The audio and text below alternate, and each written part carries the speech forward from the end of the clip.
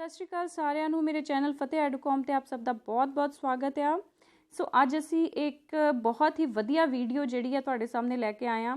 ਇਹਦੇ ਵਿੱਚ ਅਸੀਂ ਜ਼ਫਰਨਾਮਾ ਦੇ ਉੱਤੇ ਚਰਚਾ ਕਰਾਂਗੇ। ਜ਼ਫਰਨਾਮਾ ਤੁਹਾਨੂੰ ਪਤਾ ਹੈ ਇੱਕ ਜਿੱਤ ਦਾ ਪ੍ਰਮਾਣ ਪੱਤਰ ਜਿਹੜਾ ਕਿ ਗੁਰੂ ਗੋਬਿੰਦ ਸਾਹਿਬ ਜੀ ਨੇ ਔਰੰਗਜ਼ੇਬ ਨੂੰ ਭੇਜਿਆ ਸੀ, ਜਿਸ ਨੂੰ ਪੜ੍ਹ ਕੇ ਔਰੰਗਜ਼ੇਬ ਦੀ ਰੂਹ ਤੱਕ ਝੰਜੋਲੀ ਗਈ ਸੀ ਤੇ ਥੋੜ੍ਹੇ ਦਿਨਾਂ ਬਾਅਦ ਉਹ ਕਾਲ ਚਲਾਣਾ ਕਰ ਗਿਆ ਸੀ। ਅਸੀਂ ਵੇਖਾਂਗੇ ਕਿ ਇਸ ਪੱਤਰ ਦੇ ਵਿੱਚ ਅਜਿਹਾ ਕੀ ਸੀ ਤੇ ਨਾਲੇ ਗੁਰੂ ਗੋਬਿੰਦ ਸਿੰਘ ਜੀ ਨੂੰ ਇਹ ਪੱਤਰ ਕਿਉਂ ਲਿਖਣਾ ਪਿਆ ਤੇ ਨਾਲੇ ਦੇਖਾਂਗੇ ਕਿ ਇਸ ਪੱਤਰ ਦਾ ਇਤਿਹਾਸ ਕੀ ਸੀ, ਇਤਿਹਾਸਕ ਪਿਛੋਕੜ ਕੀ ਸੀ। ਸੋ ਆਪ ਜੀ ਨੂੰ ਪਤਾ ਹੀ ਹੋਵੇਗਾ ਕਿ 1704 ਈਸਵੀ ਦੇ ਵਿੱਚ ਚਮਕੌਰ ਦੀ ਲੜਾਈ ਹੋਈ ਸੀ, ਹੈ ਨਾ। ਤੇ 1705 ਈਸਵੀ ਦੇ ਵਿੱਚ ਗੁਰੂ ਗੋਬਿੰਦ ਸਿੰਘ ਜੀ ਨੇ ਫਾਰਸੀ ਭਾਸ਼ਾ ਦੇ ਵਿੱਚ 111 ਛੰਦਾਂ ਦਾ ਇਹ ਪੱਤਰ ਜਿਹੜਾ ਜਿਹਨੂੰ ਜ਼ਫਰਨਾਮਾ ਕਹਿੰਦੇ ਨੇ, ਇਹ ਔਰੰਗਜ਼ੇਬ ਨੂੰ ਲਿਖਿਆ ਸੀ। ਹੁਣ ਇਸ ਪੱਤਰ ਦੇ ਵਿੱਚ ਉਹਨਾਂ ਨੇ ਪਰਮਾਤਮਾ ਦੀ ਉਸਤਤ ਵੀ ਕੀਤੀ ਹੈ, ਔਰੰਗਜ਼ੇਬ ਨੂੰ ਫਿਟਕਾਰਾਂ ਵੀ ਪਾਈਆਂ, ਲਾਹਨਤਾਂ ਪਾਈਆਂ ਤੇ ਨਾਲ ਹੀ ਚਮਕੌਰ ਸਾਹਿਬ ਦੀ ਜੰਗ ਦਾ ਵੀ ਵਰਣਨ ਜਿਹੜਾ ਇਹਦੇ ਵਿੱਚ ਕੀਤਾ ਗਿਆ ਹੈ। ਆਪ ਜੀ ਨੂੰ ਪਤਾ ਹੀ ਹੋਏਗਾ ਕਿ 1699 ਈਸਵੀ ਦੇ ਵਿੱਚ ਗੁਰੂ ਗੋਬਿੰਦ ਸਾਹਿਬ ਜੀ ਨੇ ਖਾਲਸਾ ਪੰਥ ਦੀ ਸਥਾਪਨਾ ਕੀਤੀ ਤੇ ਆਪਣੇ ਸਿੰਘਾਂ ਤੇ ਸਿੰਘਣੀਆਂ ਨੂੰ ਇੱਕ ਵੱਖਰਾ ਸਰੂਪ ਦਿੱਤਾ, 5 ਕਕਾਰਾਂ ਨਾਲ ਨਿਵਾਜ਼ਿਆ, ਕੇਸ ਕਛਹਿਰਾ ਕੰਘਾ ਕੜਾ ਕਿਰਪਾਨ। ਇਸ ਤੋਂ ਇਲਾਵਾ ਗੁਰੂ ਸਾਹਿਬ ਇੱਕ ਬਹੁਤ ਹੀ ਵੱਡੇ ਵਿਦਵਾਨੀ ਸਨ, ਬਹੁਤ ਵੱਡੇ ਕਵੀ ਸਨ। ਉਹਨਾਂ ਨੂੰ ਬੜੀਆਂ ਭਾਸ਼ਾਵਾਂ ਦਾ ਵੀ ਗਿਆਨ ਸੀ, ਜਿਵੇਂ ਸੰਸਕ੍ਰਿਤ, ਫਾਰਸੀ, ਪੰਜਾਬੀ, ਅਰਬੀ, ਅਵਧੀ ਤੇ ਬ੍ਰਜ ਭਾਸ਼ਾ। ਸੋ ਇਹ ਸਭ ਕਦੋਂ ਸ਼ੁਰੂ ਹੋਇਆ, ਕਿਵੇਂ ਸ਼ੁਰੂ ਹੋਇਆ ਕਿ ਗੱਲ ਜਿਹੜੀ ਹੈ ਜ਼ਫਰਨਾਮੇ ਤੱਕ ਪਹੁੰਚੀ। ਸੋ 1669 ਦੇ ਵਿੱਚ ਔਰੰਗਜ਼ੇਬ ਨੇ ਜਿਹੜੇ ਹਿੰਦੂ ਜਾਂ ਬੁੱਧ ਸੀਗੇ ਉਹਨਾਂ ਦੇ ਉੱਤੇ ਜ਼ੁਲਮ ਕਰਨਾ ਸ਼ੁਰੂ ਕਰ ਦਿੱਤਾ। ਉਹਨਾਂ ਦੇ ਮੰਦਰਾਂ ਨੂੰ, ਉਹਨਾਂ ਦੇ ਸਕੂਲਾਂ ਨੂੰ ਢਾਉਣ ਦੇ ਆਦੇਸ਼ ਦਿੱਤੇ। ਉਸ ਵੇਲੇ ਕਸ਼ਮੀਰ ਦਾ ਗਵਰਨਰ ਸੀ ਇਫਤਿਖਾਰ ਖਾਨ, ਤੇ ਜਿਵੇਂ ਹੀ ਔਰੰਗਜ਼ੇਬ ਦਾ ਇਹ ਆਦੇਸ਼ ਆਇਆ ਕਿ ਮੰਦਰਾਂ ਨੂੰ ਢਾਹ ਦਿੱਤਾ ਜਾਏ, ਉਹਨੂੰ ਤੇ ਜਿਵੇਂ ਤਈਆ ਤਾਪ ਚੜ ਗਿਆ ਤੇ ਉਹਨੇ ਕੀ ਕੀਤਾ, ਉਹਨੇ ਮਤਲਬ ਉਸੇ ਵੇਲੇ ਜਿੰਨੇ ਵੀ ਹਿੰਦੂ ਮੰਦਰ ਸੀਗੇ ਉਹਨਾਂ ਨੂੰ ਢਾਉਣਾ ਸ਼ੁਰੂ ਕਰ ਦਿੱਤਾ ਤੇ ਨਾਲ ਹੀ ਜਿਹੜੇ ਹਿੰਦੂ ਸੀ ਉਹਨਾਂ ਨੂੰ ਫੜ ਕੇ ਜ਼ਬਰਦਸਤੀ ਮੁਸਲਮਾਨ ਬਣਾਉਣਾ ਸ਼ੁਰੂ ਕਰਤਾ। ਸੋ ਇਸ ਕਰਕੇ ਜਿਹੜੇ ਕਸ਼ਮੀਰੀ ਪੰਡਤ ਸੀ ਉਸ ਚੀਜ਼ ਤੋਂ ਬੜੇ ਦੁਖੀ ਹੋ ਗਏ ਤੇ ਉਹਨਾਂ ਨੇ ਇਕੱਠੇ ਹੋ ਕੇ ਗੁਰੂ ਤੇਗ ਬਹਾਦਰ ਜੀ ਦੇ ਅੱਗੇ ਫਰਿਆਦ ਕੀਤੀ। ਸੋ ਉਸ ਵੇਲੇ ਗੁਰੂ ਤੇਗ ਬਹਾਦਰ ਜੀ ਜਿਹੜੇ ਸੀਗੇ ਉਹਨਾਂ ਨੇ ਕਿਹਾ ਕਿ ਮਤਲਬ ਜਦੋਂ ਉਹਨਾਂ ਨੇ ਸਾਰੀ ਗੱਲ ਦਾ ਜਾਇਜ਼ਾ ਕੀਤਾ, ਉਹਨਾਂ ਨੇ ਕਿਹਾ ਕਿ ਇਸ ਚੀਜ਼ ਵਾਸਤੇ ਤਾਂ ਇੱਕ ਬੜੇ ਵੱਡੇ ਬਲਵਾਨ, ਇੱਕ ਵੱਡੇ ਵਿਦਵਾਨ ਦੇ ਬਲੀਦਾਨ ਦੀ ਲੋੜ ਹੈ। ਤੇ ਉਸ ਵੇਲੇ ਗੋਬਿੰਦ ਰਾਏ ਜਿਹੜੇ ਗੁਰੂ ਗੋਬਿੰਦ ਸਿੰਘ ਜੀ ਸੀ ਸਿਰਫ 9 ਸਾਲ ਦੇ ਸਨ ਤੇ ਉਹਨਾਂ ਨੇ ਉਸੇ ਵੇਲੇ ਤੁਰੰਤ ਕਿਹਾ ਕਿ ਪਿਤਾ ਜੀ ਆਪ ਤੋਂ ਵੱਡਾ ਬਲੀਦਾਨੀ ਕੌਣ ਹੋ ਸਕਦਾ ਹੈ। ਤੇ ਗੁਰੂ ਸਾਹਿਬ ਜੀ ਗੁਰੂ ਤੇਗ ਬਹਾਦਰ ਜੀ ਨੇ ਉਸੇ ਵੇਲੇ ਆਪਣੇ ਪੁੱਤਰ ਦੇ ਹੱਥ ਸਿੱਖ ਪੰਥ ਦੀ ਵਾਗਡੋਰ ਸੌਂਪੀ ਤੇ ਨਾਲ ਹੀ ਕਸ਼ਮੀਰੀ ਪੰਡਤਾਂ ਨੂੰ ਕਹਿਤਾ ਵੀ ਉਹ ਜਾ ਕੇ ਔਰੰਗਜ਼ੇਬ ਨੂੰ ਕਹਿ ਦੇਣ ਕਿ ਜੇ ਉਹ ਔਰੰਗਜ਼ੇਬ ਮੁਗਲ ਬਾਦਸ਼ਾਹ ਗੁਰੂ ਤੇਗ ਬਹਾਦਰ ਜੀ ਦਾ ਧਰਮ ਪਰਿਵਰਤਨ ਕਰਨ ਦੇ ਵਿੱਚ ਸਫਲ ਹੋ ਗਿਆ, ਉਹਨਾਂ ਨੂੰ ਇਸਲਾਮ ਕਬੂਲ ਕਰਵਾਉਣ ਦੇ ਵਿੱਚ ਸਫਲ ਹੋ ਗਿਆ ਤੇ ਉਹ ਕਸ਼ਮੀਰੀ ਪੰਡਤ ਵੀ ਆਪਣਾ ਧਰਮ ਜਿਹੜਾ ਆ ਇਸਲਾਮ 'ਚ ਬਦਲ ਲੈਣਗੇ। ਸੋ ਜਦੋਂ ਔਰੰਗਜ਼ੇਬ ਨੂੰ ਪਤਾ ਲੱਗਾ ਤੇ ਉਸਨੇ ਗੁਰੂ ਸਾਹਿਬ ਨੂੰ ਬੰਦੀ ਬਣਾ ਲਿਆ। ਹੁਣ ਬੰਦੀ ਬਣਾ ਕੇ ਉਹਨਾਂ ਨੂੰ ਜਿਹੜਾ ਚਾਂਦਨੀ ਚੌਂਕ ਦਿੱਲੀ ਦੀ ਕੋਤਵਾਲੀ ਸੀ ਉੱਥੇ ਉਹਨਾਂ ਨੂੰ ਜਿਹੜਾ ਸੀਗਾ ਰੱਖਿਆ ਗਿਆ। ਬੜੀਆਂ ਯਾਤਨਾਵਾਂ ਵੀ ਦਿੱਤੀਆਂ ਗਈਆਂ, ਠੀਕ ਹੈ।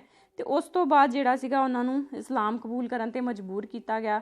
ਪਰ ਜਦੋਂ ਔਰੰਗਜ਼ੇਬ ਨੂੰ ਪਤਾ ਲੱਗਾ ਕਿ ਗੁਰੂ ਤੇਗ ਬਹਾਦਰ ਜੀ ਜਿਹੜੇ ਨੇ ਉਹ ਇਸਲਾਮ ਕਬੂਲ ਨਹੀਂ ਕਰਨਗੇ ਤੇ ਉਹਨਾਂ ਦਾ ਸੀਸ ਜਿਹੜਾ ਸੀ ਧੜ ਤੋਂ ਵੱਖ ਕਰ ਦਿੱਤਾ ਗਿਆ। ਸੋ 1699 ਈਸਵੀ ਦੇ ਵਿੱਚ ਗੁਰੂ ਗੋਬਿੰਦ ਸਾਹਿਬ ਜੀ ਨੇ ਫਿਰ ਖਾਲਸਾ ਪੰਥ ਦੀ ਸਥਾਪਨਾ ਕੀਤੀ, ਤੁਹਾਨੂੰ ਪਤਾ ਹੀ ਹੈ। ਤੇ ਉਹਨਾਂ ਦਾ ਮੇਨ ਮਕਸਦ ਇਹੀ ਸੀ ਕਿ ਜਿਹੜਾ ਔਰੰਗਜ਼ੇਬ ਜ਼ੁਲਮ ਕਰ ਰਿਹਾ ਲੋਕਾਂ ਤੇ, ਇਸ ਦੇ ਵਿਰੁੱਧ ਜਿਹੜਾ ਆ ਧਾਵਾ ਬੋਲ ਦਿੱਤਾ ਜਾਏ। ਸੋ ਇਸ ਧਾਵੇ ਦਾ ਐਲਾਨ ਜਿਹੜਾ ਸੀਗਾ ਉਹਨਾਂ ਨੇ ਅਨੰਦਪੁਰ ਸਾਹਿਬ ਦੇ ਕਿਲ੍ਹੇ ਤੋਂ ਕੀਤਾ। ਤੇ ਨਾਲ ਹੀ ਤੁਹਾਨੂੰ ਪਤਾ ਜਦੋਂ ਉਹਨਾਂ ਨੇ ਖਾਲਸਾ ਪੰਥ ਦੀ ਸਥਾਪਨਾ ਕੀਤੀ ਸੀ ਤੇ ਉਹਨਾਂ ਨੇ ਜਿਹੜੇ 5 ਸਿੰਘਾਂ ਨੂੰ ਸਿੰਘ ਬਣਾਇਆ ਸੀ, 5 ਬੰਦਿਆਂ ਨੂੰ ਜਿਹੜਾ ਸਿੰਘ ਬਣਾਇਆ ਸੀ, ਤੇ ਉਹ 5 ਹੀ ਜਿਹੜੇ ਆਦਮੀ ਸੀ, ਇਨਸਾਨ ਸੀ, ਉਹ ਵੱਖਰੇ ਧਰਮਾਂ ਨੂੰ ਬਿਲੋਂਗ ਕਰਦੇ ਸੀ। ਸੋ ਇਸ ਕਰਕੇ ਇਸ ਧਰਮ ਦੇ ਵਿੱਚ ਗੁਰੂ ਸਾਹਿਬ ਨੇ ਕਿਹਾ ਕਿ ਕੋਈ ਵੀ ਧਰਮ ਦਾ ਬੰਦਾ ਜਿਹੜਾ ਆ, ਕੋਈ ਵੀ ਇਨਸਾਨ, ਠੀਕ ਹੈ, ਮਾਨਸ ਕੀ ਜਾਤ ਸਭ ਏਕੇ ਪਹਿਚਾਨ ਬੋ, ਹਰ ਇੱਕ ਮਨੁੱਖ ਦਾ ਧਰਮ ਇੱਕੋ ਹੀ ਹੈ, ਇਨਸਾਨੀਅਤ ਹੈ।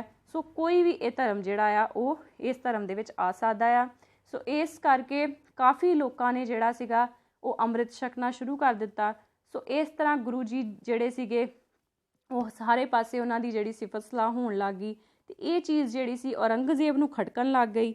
ਸੋ ਉਹਨੇ ਜਿਹੜਾ ਸੀਗਾ ਧਾਵਾ ਬੋਲ ਦਿੱਤਾ ਗੁਰੂ ਗੋਬਿੰਦ ਸਾਹਿਬ ਜੀ ਤੇ ਉਸ ਵੇਲੇ ਗੁਰੂ ਗੋਬਿੰਦ ਸਾਹਿਬ ਜੀ ਜਿਹੜੇ ਸੀ ਆਪਣੇ ਪਰਿਵਾਰ ਨਾਲ ਅਨੰਦਪੁਰ ਸਾਹਿਬ ਦੇ ਕਿਲ੍ਹੇ ਦੇ ਵਿੱਚ ਸੀਗੇ ਤੇ ਨਾਲ ਉਹਨਾਂ ਦੇ ਕੁਛ 40 ਸਿੰਘ ਸੀ।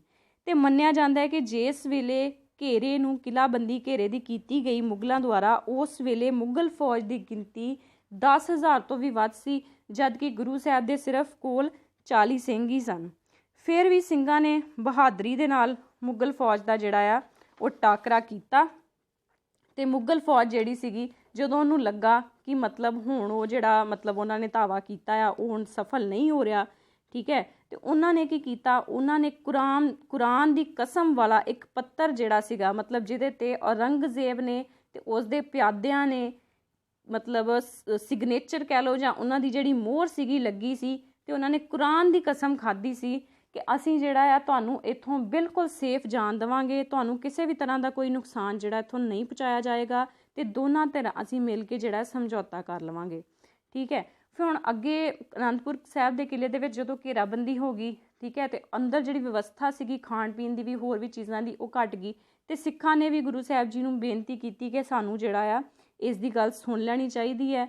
ਸੋ ਗੁਰੂ ਸਾਹਿਬ ਨੇ ਜਿਹੜਾ ਸੀਗਾ ਸਿੱਖਾਂ ਦੀ ਗੱਲ ਸੁਣੀ ਤੇ ਔਰੰਗਜ਼ੇਬ ਨੇ ਜਿਹੜਾ ਕਸਮ ਖਾਧਾ ਪੱਤਰ ਸੀਗਾ ਉਹਦੇ ਤੇ ਉਹਨਾਂ ਨੇ ਵਿਸ਼ਵਾਸ ਕੀਤਾ ਤੇ 5 ਤੇ 6 ਦਸੰਬਰ ਦੀ ਰਾਤ 1704 ਈਸਵੀ ਦੀ ਰਾਤ ਨੂੰ ਗੁਰੂ ਸਾਹਿਬ ਜੀ ਜਦੋਂ ਕਿਲ੍ਹੇ ਦੇ ਵਿੱਚੋਂ ਬਾਹਰ ਨਿਕਲੇ ਤੇ ਉਸ ਵੇਲੇ ਮੁਗਲ ਫੌਜ ਜਿਹੜੀ ਸੀ ਕੀਰਤਪੁਰ ਤੱਕ ਵਾਪਸ ਜਾ ਚੁੱਕੀ ਸੀ। ਪਰ ਜਦੋਂ ਹੀ ਗੁਰੂ ਗੋਬਿੰਦ ਸਾਹਿਬ ਜੀ ਨਿਰਮੋਹ ਪਹੁੰਚੇ ਤਾਂ ਮੁਗਲ ਫੌਜ ਨੇ ਪਿੱਛੋਂ ਦੀ ਹਮਲਾ ਕੀਤਾ। ਦੇਖੋ, ਸੋ ਗੁਰੂ ਗੋਬਿੰਦ ਸਾਹਿਬ ਜੀ ਤਾਂ ਕਿਵੇਂ ਵੀ ਕਰਕੇ ਇਹਦੇ ਵਿੱਚੋਂ ਨਿਕਲੇ, ਕਾਮਯਾਬ ਹੋ ਗਏ, ਪਰ ਉਹ ਇਸ ਸਭ ਦੇ ਚੱਲਦੇ ਆਪਣੇ ਪਰਿਵਾਰ ਤੋਂ ਜਿਹੜਾ ਸੀਗਾ ਉਹ ਵੱਖ ਹੋ ਗਏ। ਸੋ ਉਹਨਾਂ ਦੇ ਜਿਹੜੇ 2 ਵੱਡੇ ਸਾਹਿਬਜ਼ਾਦੇ ਸਨ, ਅਜੀਤ ਸਿੰਘ ਜਿਨ੍ਹਾਂ ਦੀ ਉਮਰ ਉਸ ਵੇਲੇ 18 ਸਾਲ ਸੀ ਤੇ ਜੁਝਾਰ ਸਿੰਘ ਜਿਨ੍ਹਾਂ ਦੀ ਉਮਰ ਉਸ ਵੇਲੇ 14 ਸਾਲ ਸੀ, ਉਸ ਉਹ ਮੁਗਲ ਫੌਜ ਨਾਲ ਲੜਦੇ ਹੋ ਸ਼ਹੀਦੀ ਪਾ ਗਏ। ਉਸ ਤੋਂ ਥੋੜ੍ਹੇ ਹੀ ਦਿਨਾਂ ਬਾਅਦ ਜਿਹੜੇ ਉਹਨਾਂ ਦੇ ਛੋਟੇ ਸਾਹਿਬਜ਼ਾਦੇ ਸੀਗੇ ਫਤਿਹ ਸਿੰਘ ਤੇ ਜੁਝਾਵਰ ਸਿੰਘ ਜੋ 7 ਤੇ 5 ਸਾਲਾਂ ਦੇ ਸਨ, ਉਹਨਾਂ ਨੂੰ ਵੀ ਜਿਹੜਾ ਸਰਹੰਦ ਦਾ ਗਵਰਨਰ ਵਜ਼ੀਰ ਖਾਨ ਸੀਗਾ ਉਹਨੇ ਜਿਉਂਦਿਆਂ ਨੀਹਾਂ ਦੇ ਵਿੱਚ ਚਿਣਾ ਦਿੱਤਾ। ਸੋ ਹੁਣ ਗੱਲ ਕਰਦੇ ਹਾਂ ਕਿ ਜ਼ਫਰਨਾਮਾ ਲਿਖਣ ਦੀ ਲੋੜ ਕਿਉਂ ਪਈ। ਸੋ ਜ਼ਫਰਨਾਮਾ ਇੱਕ ਪੱਤਰ ਸੀ ਜੋ ਗੁਰੂ ਗੋਬਿੰਦ ਸਾਹਿਬ ਜੀ ਨੇ 1705 ਈਸਵੀ ਦੇ ਵਿੱਚ ਮੁਗਲ ਬਾਦਸ਼ਾਹ ਨੂੰ ਭੇਜਿਆ, ਜਿਹਦੇ ਵਿੱਚੋਂ ਉਹਨਾਂ ਵੱਲੋਂ ਯਾਨੀ ਕਿ ਮੁਸਲਮਾਨਾਂ ਵੱਲੋਂ ਖਾਸ ਕਰਕੇ ਔਰੰਗਜ਼ੇਬ ਵੱਲੋਂ ਉਸ ਦੀ ਤੋੜੀ ਹੋਈ ਕਸਮ ਦਾ ਵਰਣਨ ਕੀਤਾ। ਮਤਲਬ ਉਹ ਕਸਮ ਮਤਲਬ ਉਹਨਾਂ ਨੇ ਕਿਹਾ ਕਿ ਤੂੰ ਇਸ ਪਵਿੱਤਰ ਕੁਰਾਨ ਦੀ ਕਸਮ ਖਾਧੀ ਸੀ ਤੇ ਤੂੰ ਇਸ ਪਵਿੱਤਰ ਕੁਰਾਨ ਦੀ ਕਸਮ ਨੂੰ ਭੰਗ ਕੀਤਾ ਹੈ ਜਦੋਂ ਤੂੰ ਗੁਰੂ ਸਾਹਿਬ ਨੂੰ ਪਿੱਛੋਂ ਹਮਲਾ ਕੀਤਾ ਹੈ, ਜਦ ਕਿ ਕਸਮ ਦੇ ਅਨੁਸਾਰ ਤੂੰ ਗੁਰੂ ਸਾਹਿਬ ਤੇ ਉਸਦੇ ਪਰਿਵਾਰ ਨੂੰ ਯਾਨੀ ਕਿ ਤੂੰ ਮੈਨੂੰ ਤੇ ਮੇਰੇ ਪਰਿਵਾਰ ਨੂੰ ਸੁਰੱਖਿਅਤ ਮਤਲਬ ਕਿਲ੍ਹੇ 'ਚੋਂ ਨਿਕਲਣ ਲਈ ਅਸੀਂ ਜਾ ਸਕਦੇ ਸਾਂ, ਅਸੀਂ ਨਿਕਲ ਕੇ ਜਾ ਸਕਦੇ ਸਾਂ ਆਪਣੇ ਪਰਿਵਾਰ ਨਾਲ ਇਸ ਕਸਮ ਦੇ ਅਨੁਸਾਰ, ਪਰ ਤੂੰ ਉਹ ਕਸਮ ਤੋੜੀ, ਤੂੰ ਸਾਡੇ ਉੱਤੇ ਹਮਲਾ ਕੀਤਾ। ਸੋ ਗੁਰੂ ਸਾਹਿਬ ਨੇ ਵਰਣਨ ਕੀਤਾ ਕਿ ਔਰੰਗਜ਼ੇਬ ਉਹਨਾਂ ਦੇ ਪਰਿਵਾਰ ਨੂੰ ਖਤਮ ਕਰਕੇ ਵੀ ਉਹਨਾਂ 'ਤੇ ਜਿੱਤ ਨਹੀਂ ਹਾਸਲ ਕਰ ਸਕਿਆ ਤੇ ਨਾ ਹੀ ਉਹਨਾਂ ਦੇ ਜਜ਼ਬੇ ਨੂੰ ਢਾਹ ਲਾ ਸਕਿਆ। ਸੋ ਇੰਨੀ ਭਾਰੀ ਮੁਗਲ ਫੌਜ ਹੋਣ ਦੇ ਬਾਵਜੂਦ ਵੀ ਗੁਰੂ ਸਾਹਿਬ ਦਾ ਉਹ ਵਾਲ ਵੀ ਵਿੰਗਾ ਨਹੀਂ ਕਰ ਸਕਿਆ। ਸੋ ਇਹ ਸਾਰਾ ਕੁਝ ਗੁਰੂ ਸਾਹਿਬ ਨੇ ਜਿਹੜਾ ਜ਼ਫਰਨਾਮੇ ਦੇ ਵਿੱਚ ਲਿਖਿਆ ਸੀ। ਸੋ ਗੁਰੂ ਸਾਹਿਬ ਜੀ ਦੁਆਰਾ ਜ਼ਫਰਨਾਮੇ ਵਿੱਚ ਜੋ 111 ਛੰਦ ਲਿਖੇ ਗਏ ਸਨ, ਤੁਹਾਨੂੰ ਦੱਸ ਦੇਵਾਂ ਕਿ ਉਹਨਾਂ ਵਿੱਚੋਂ 34 ਛੰਦਾਂ ਵਿੱਚ ਪਰਮਾਤਮਾ ਦੀ ਉਸਤਤ ਦਾ ਵਰਣਨ ਹੈ, ਜਦ ਕਿ 19 ਤੋਂ ਲੈ ਕੇ 41 ਛੰਦਾਂ ਤੱਕ ਚਮਕੌਰ ਦੀ ਜੰਗ ਦਾ ਵਰਣਨ ਕੀਤਾ ਗਿਆ ਹੈ। ਸੋ 111 ਛੰਦਾਂ ਦੇ ਜ਼ਫਰਨਾਮੇ ਵਿੱਚ ਗੁਰੂ ਸਾਹਿਬ ਨੇ ਔਰੰਗਜ਼ੇਬ ਦੇ ਇਨਸਾਨ ਹੋਣ ਤੇ ਲਾਹਨਤਾਂ ਵੀ ਪਾਈਆਂ। ਲਾਹਨਤਾਂ ਪਾਉਣ ਦੇ ਨਾਲ ਮੈਂ ਤੁਹਾਨੂੰ ਇਹ ਵੀ ਦੱਸ ਦਿਆਂ ਕਿ ਕੁਝ ਛੰਦਾਂ ਦੇ ਵਿੱਚ ਗੁਰੂ ਸਾਹਿਬ ਨੇ ਔਰੰਗਜ਼ੇਬ ਦੀ ਤਾਰੀਫ ਵੀ ਕੀਤੀ ਹੈ। ਉਹਨਾਂ ਨੇ ਕਿਹਾ ਕਿ ਤੂੰ ਅੰਮ੍ਰਿਤ ਵੇਲੇ ਉੱਠਦਾ ਆ, ਆਪਣੇ ਅੱਲਾ ਦਾ ਨਾਮ ਜਪਦਾ ਆ, ਤੂੰ 5 ਵੇਲੇ ਦੀ ਨਮਾਜ਼ ਜਿਹੜੀ ਆ ਉਹ ਪੜ੍ਹਦਾ ਆ, ਹੱਥ ਵਿੱਚ ਤੇਰੇ ਮਣਕਿਆਂ ਦੀ ਮਾਲਾ ਹੈ ਜਿਹਨੂੰ ਤੂੰ ਜਪਦਾ, ਔਰ ਜਦੋਂ ਵੀ ਤੇਰਾ ਵਕਤ ਲੱਗਦਾ ਤੂੰ ਅੱਲਾਹੂ ਦਾ ਜਾਪ ਕਰਦਾ। ਪਰ ਫਿਰ ਉਸ ਦੇ ਨਾਲ ਉਹਨਾਂ ਨੇ ਉਸ 'ਤੇ ਲਾਹਨਤਾਂ ਵੀ ਪਾਈਆਂ। ਉਹਨਾਂ ਨੇ ਕਿਹਾ ਕਿ ਤੂੰ ਇੱਕ ਬਾਦਸ਼ਾਹ ਹੋਣ ਦੇ ਬਾਵਜੂਦ ਲੋਕਾਂ ਦੇ ਉੱਤੇ ਤੂੰ ਜ਼ੁਲਮ ਕੀਤੇ ਨੇ, ਠੀਕ ਹੈ, ਤੂੰ ਜਿਹੜਾ ਆਪਣੀ ਪਵਿੱਤਰ ਕੁਰਾਨ ਦੀ ਕਸਮ ਖਾਧੀ ਉਸ ਨੂੰ ਤੂੰ ਭੰਗ ਕੀਤਾ। ਤੇ ਨਾਲ ਹੀ ਗੁਰੂ ਸਾਹਿਬ ਨੇ ਇਹ ਵੀ ਕਿਹਾ ਕਿ ਭਾਵੇਂ ਤੂੰ ਉਹਨਾਂ ਦੇ ਪਿਤਾ ਨੂੰ ਯਾਨੀ ਕਿ ਮੇਰੇ ਪਿਤਾ ਨੂੰ ਜਾਂ ਮੇਰੇ 4 ਪੁੱਤਰਾਂ ਨੂੰ ਸ਼ਹੀਦ ਕਰਾਇਆ ਜਾਂ ਮੇਰੇ ਮਾਤਾ ਜੀ ਨੂੰ ਸ਼ਹੀਦ ਕਰਾਇਆ, ਪਰ ਫਿਰ ਵੀ ਤੂੰ ਇਸ ਚੀਜ਼ ਦੇ ਵਿੱਚ ਸਫਲ ਨਹੀਂ ਹੋ ਸਕਿਆ ਕਿ ਤੂੰ ਮੇਰਾ ਪਰਮਾਤਮਾ ਦੇ ਉੱਤੇ ਜਿਹੜਾ ਮੇਰਾ ਅਡੋਲ ਵਿਸ਼ਵਾਸ ਹੈ ਤੂੰ ਉਹਨੂੰ ਡੁਲਾ ਸਕੇ।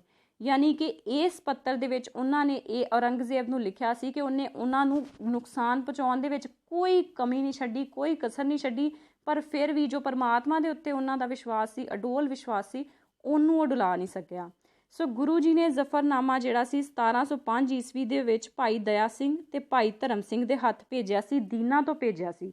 ਸੋ ਗੁਰੂ ਸਾਹਿਬ ਨੇ ਸਿੱਖਾਂ ਨੂੰ ਇਹ ਵੀ ਆਦੇਸ਼ ਦਿੱਤਾ ਸੀ ਨਾਲ ਹੀ ਕਿ ਜਦੋਂ ਉਹ ਔਰੰਗਜ਼ੇਬ ਨੂੰ ਪੱਤਰ ਫੜਾਉਣ ਤਾਂ ਉਸ ਵੇਲੇ ਉਹ ਬਹਾਦਰੀ ਤੇ ਨਿਡਰਤਾ ਨਾਲ ਔਰੰਗਜ਼ੇਬ ਦੇ ਸਾਹਮਣੇ ਖੜੇ ਹੋਣ, ਠੀਕ ਹੈ। ਔਰ ਫਿਰ ਇਹ ਨਾਲ ਹੀ ਜਿਹੜੇ ਗੁਰੂ ਸਾਹਿਬ ਨੇ ਆਪਣੇ ਗੁਰੂ ਗੋਬਿੰਦ ਸਿੰਘ ਸਾਹਿਬ ਜੀ ਇਹ ਕਿਸੇ ਮੁਸਲਮਾਨ ਦੇ ਹੱਥ ਵੀ ਭਿਜਵਾ ਸਕਦੇ ਸਨ, ਜੋ ਉਹਦਾ ਹੀ ਕੋਈ ਮੈਸੇਂਜਰ ਹੁੰਦਾ ਔਰੰਗਜ਼ੇਬ ਦਾ।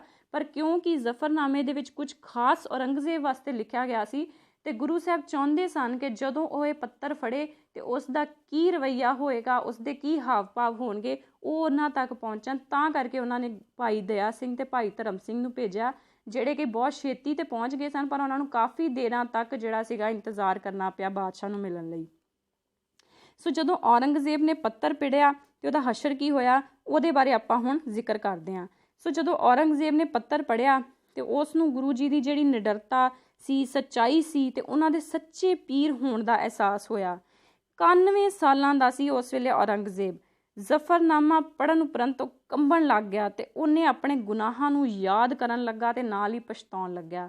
ਤੁਹਾਨੂੰ ਦੱਸਦੇ ਹਾਂ ਕਿ ਮਸਕੀਨ ਜੀ ਨੇ ਇੱਕ ਵਾਰੀ ਕਿਹਾ ਸੀ ਕਿ ਇਨਸਾਨ ਜਿਹੜਾ ਆ ਉਹਨੂੰ ਫੁੱਲਾਂ ਦੀ ਜ਼ਿੰਦਗੀ ਜੀਣੀ ਚਾਹੀਦੀ ਹੈ, ਕੰਡਿਆਂ ਦੀ ਜ਼ਿੰਦਗੀ ਨਹੀਂ ਜੀਣੀ ਚਾਹੀਦੀ, ਕਿਉਂਕਿ ਜਦੋਂ ਫੁੱਲ ਵਾਂਗੂ ਇਨਸਾਨ ਜੀਂਦਾ ਤੇ ਉਹਦੇ ਤੋਂ ਮਹਿਕ ਆਉਂਦੀ ਹੈ, ਉਹ ਮਹਿਕ ਚਾਰੇ ਪਾਸੇ ਵੰਡਦਾ ਆ। ਪਰ ਕੰਡਿਆਂ ਵਾਂਗੂ ਜੀਣ ਵਾਲਾ ਇਨਸਾਨ ਹਰ ਕਿਸੇ ਨੂੰ ਚੁੱਭਦਾ ਹੀ ਰਹਿੰਦਾ ਆ। ਸੋ ਕੰਡੇ ਦੀ ਉਮਰ ਜਿਹੜੀ ਆ ਉਹ ਬਹੁਤ ਲੰਬੀ ਹੁੰਦੀ ਹੈ, ਜਦਕਿ ਫੁੱਲ ਦੀ ਉਮਰ ਜਿਹੜੀ ਆ ਬਹੁਤ ਹੀ ਛੋਟੀ ਹੁੰਦੀ ਹੈ। ਸੋ ਗੁਰੂ ਗੋਬਿੰਦ ਸਿੰਘ ਸਾਹਿਬ ਜੀ ਜਿਹੜੇ ਸੀ ਉਹ ਫੁੱਲ ਵਾਂਗ ਜੀਏ ਸੀ, ਸਿਰਫ 42 ਸਾਲਾਂ ਦੀ ਉਮਰ ਵਿੱਚ ਜੀਏ ਸੀ, ਔਰ ਉਹਨਾਂ ਨੂੰ ਅੱਜ ਤੱਕ ਸਾਰੀ ਦੁਨੀਆ ਜਿਹੜੀ ਹੈ ਉਹਨਾਂ ਦੀ ਸਿਫਤ ਸਲਾਹ ਕਰਦੀ ਹੈ, ਯਾਦ ਕਰਦੀ ਹੈ, ਸਿਮਰਨ ਕਰਦੀ ਹੈ। ਪਰ ਔਰੰਗਜ਼ੇਬ 91 ਸਾਲਾਂ ਦਾ ਹੋ ਕੇ ਮਰਿਆ, ਪਰ ਅੱਜ ਵੀ ਉਹ ਜਿਹੜਾ ਲੋਕਾਂ ਨੂੰ ਚੁੱਭਦਾ ਹੀ ਰਿਹਾ ਆ। ਇੱਕ ਕੰਡੇ ਵਾਂਗ ਉਹ ਲੋਕਾਂ ਨੂੰ ਉਸ ਵੇਲੇ ਵੀ ਚੁੱਭਿਆ ਤੇ ਉਹ ਅੱਜ ਵੀ ਲੋਕਾਂ ਨੂੰ ਜਿਹੜਾ ਚੁੱਭਦਾ ਰਿਹਾ ਹੈ ਕਿ ਉਹਨੇ ਇੰਨੇ ਜ਼ੁਲਮ ਹਿੰਦੂਆਂ 'ਤੇ ਕੀਤੇ, ਦੂਜਿਆਂ ਧਰਮਾਂ 'ਤੇ ਕੀਤੇ, ਸਿੱਖਾਂ 'ਤੇ ਕੀਤੇ। ਸੋ ਇਸ ਪੱਤਰ ਨੂੰ ਪੜ੍ਹਨ ਤੋਂ ਬਾਅਦ ਔਰੰਗਜ਼ੇਬ ਦਾ ਜਿਹੜੀ ਰੂਹ ਸੀਗੀ ਉਹ ਵੀ ਝੰਜੋਲੀ ਗਈ ਤੇ ਉਹਨੇ ਫਿਰ ਇਹ ਪੱਤਰ ਪੜ੍ਹ ਕੇ ਗੁਰੂ ਸਾਹਿਬ ਜੀ ਨੂੰ ਜਿਹੜਾ ਸੀਗਾ ਪੱਤਰ ਲਿਖਣ ਲਈ ਕਲਮ ਫੜੀ। ਸੋ ਉਹਨੇ ਲਿਖਿਆ ਕਿ ਸਰੀਰਕ ਹਾਲਤ ਪੱਖੋਂ ਕਮਜ਼ੋਰ ਹੋਣ ਲਈ ਉਹ ਉੱਤਰ ਵੱਲ, ਕਿਉਂਕਿ ਉਸ ਵੇਲੇ ਗੁਰੂ ਸਾਹਿਬ ਜਿਹੜੇ ਸੀਗੇ ਉੱਤਰ ਭਾਰਤ ਵਿੱਚ ਸੀਗੇ, ਸੋ ਉਹਨਾਂ ਨੇ ਕਿਹਾ, ਔਰੰਗਜ਼ੇਬ ਨੇ ਕਿਹਾ ਕਿ ਉਸ ਵੇਲੇ ਉੱਤਰ ਭਾਰਤ ਵੱਲ ਨਹੀਂ ਆ ਸਕਦਾ ਕਿਉਂਕਿ ਉਹ ਬਹੁਤ ਹੀ ਸਰੀਰਕ ਪੱਖੋਂ ਬਹੁਤ ਹੀ ਕਮਜ਼ੋਰ ਹੋ ਚੁੱਕਿਆ ਹੈ। ਤੇ ਇਸ ਲਈ ਉਹਨੇ ਗੁਰੂ ਸਾਹਿਬ ਨੂੰ ਬੇਨਤੀ ਕੀਤੀ ਕਿ ਉਹ ਉਹਨਾਂ ਨੂੰ ਅਹਿਮਦਨਗਰ ਆ ਕੇ ਮਿਲਣ।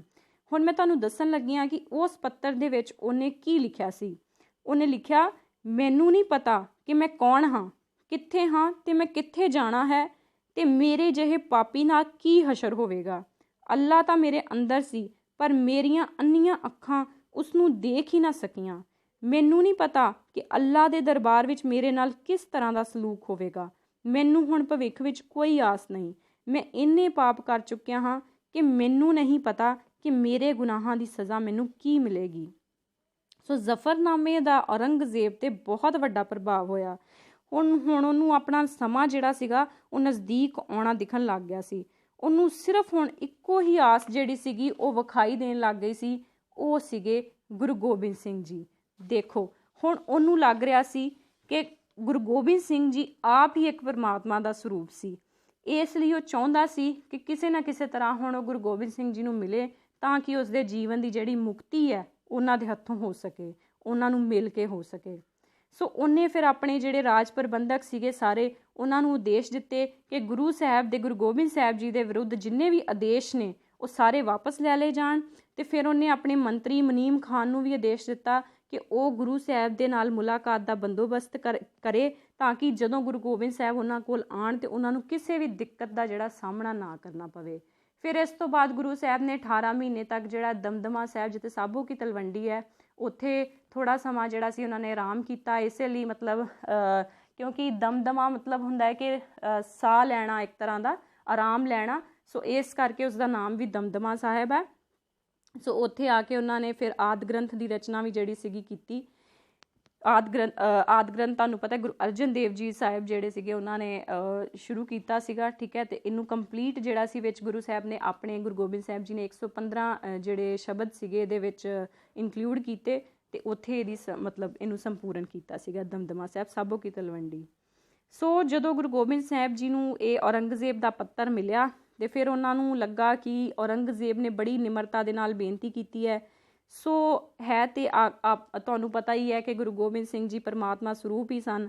ਸੋ ਉਹਨਾਂ ਨੇ ਫਿਰ ਜਿਹੜਾ ਔਰੰਗਜ਼ੇਬ ਸੀਗਾ ਉਹਨੂੰ ਮਿਲਣ ਦਾ ਫੈਸਲਾ ਕਰ ਲਿਆ ਤੇ ਫਿਰ ਉਹਨਾਂ ਦੀ ਜਿਹੜੀ ਮਤਲਬ ਆਪਣੀ ਕਹਿ ਲਓ ਨਿਮਰਤਾ ਹੀ ਸੀਗੀ ਉਹਨਾਂ ਦੇ ਅੰਦਰ, ਤੇ ਉਹਨਾਂ ਨੇ ਫਿਰ ਔਰੰਗਜ਼ੇਬ ਦੀ ਉਮਰ ਦਾ ਲਿਹਾਜ਼ ਰੱਖਿਆ, ਉਹਦੀ ਬਿਮਾਰੀ ਦਾ ਲਿਹਾਜ਼ ਰੱਖਿਆ, ਪਰ ਜਿਵੇਂ ਹੀ ਗੁਰੂ ਗੋਬਿੰਦ ਸਾਹਿਬ ਜੀ ਰਾਜਸਥਾਨ ਵਿੱਚ ਦਾਖਲ ਹੋਏ ਤੇ ਉਹਨਾਂ ਨੂੰ ਪਤਾ ਲੱਗਾ ਕਿ ਔਰੰਗਜ਼ੇਬ ਜਿਹੜਾ ਆ ਉਹ ਮੀਨਜ਼ ਮਰ ਚੁੱਕਿਆ ਆ। ਸੋ ਇਤਿਹਾਸਿਕ ਪ੍ਰਮਾਣ ਦੱਸਦੇ ਨੇ ਕਿ ਔਰੰਗਜ਼ੇਬ ਦੀ ਜਿਹੜੀ ਮੌਤ ਹੋਈ ਸੀ ਇਹ ਵੀ ਬਹੁਤ ਹੀ ਭਿਆਨਕ ਸੀਗੀ।